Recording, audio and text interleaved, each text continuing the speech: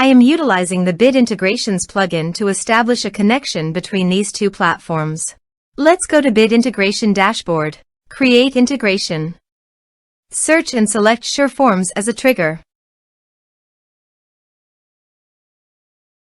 Choose a form.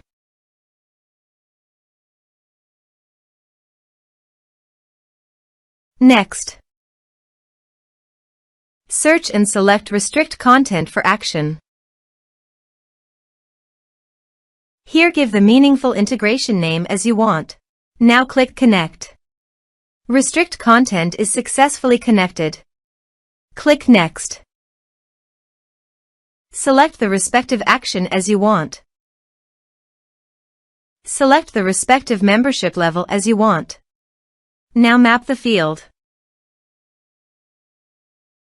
There is no user map option, so you must submit the form from the user login. Here is the conditional logic. You can use it if you want. If the condition matches, then the data will be sent.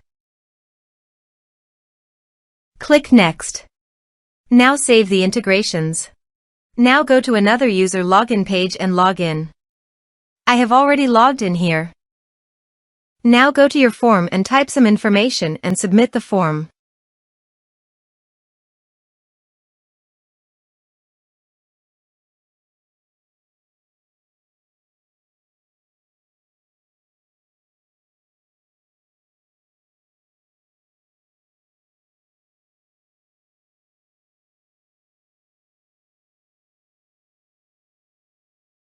Also, go to Restrict Content and check the expiry date is added or not.